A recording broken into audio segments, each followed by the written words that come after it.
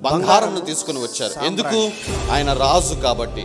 సాంబ్రాణి తీసుకుని వచ్చారు. ఎందుకు? ఆయన దేవుడు కాబట్టి. బోళమును తీసుకుని వచ్చారు.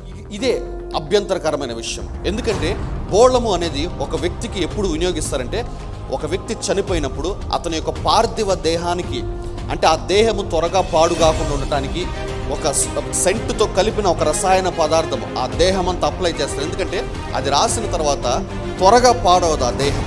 నేను అనుకుంటానమ్మా, ఆ రోజున అందరు ఇట్లా కూర్చొని ఉంటారు, ప్రతి ఒక్కరూ నిర్ఘాంతపోయారు. ఒక పసోడి దగ్గరికి ఇది తెచ్చారేంటి, లిటరల్గా ఒక శవానికి పూసేదాన్ని తీసుకుని వచ్చారు. ఈ ఉదయకాల సమయంలో ఏ వ్యక్తిని జీవితంలోకి చెడుగా తీసుకుని వచ్చాడో నాకు తెలియదమ్మా.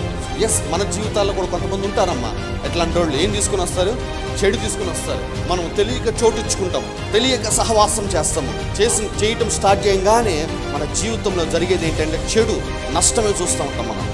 బట్ ఈ ఉదయకాల సమయంలో నీకు శుభవార్త, యేసుక్రీస్తుని నీ హృదయంలో చేర్చుకుంటే నీ జీవితంలో ఉన్న చెడంతా ఆయన తీసేసుకొని ఆయనకున్న మంచితనం అంతా దేవుడు నీకు అనుగ్రహించిపోతున్నాడు. విజన్ లాగా చూస్తున్నాను నేను. ఎట్లాగంటే కలుపు మొక్కలు పెకిలిస్తూ ఉంటుంది చూస్తావా?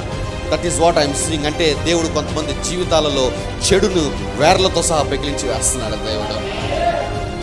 నీ జీవితంలోనికి ప్రవేశించిన ఏ విధమైన చెడైనా సరే ఈ వారంలో నిన్ను విడిచి వెళ్ళిపోవును గాక.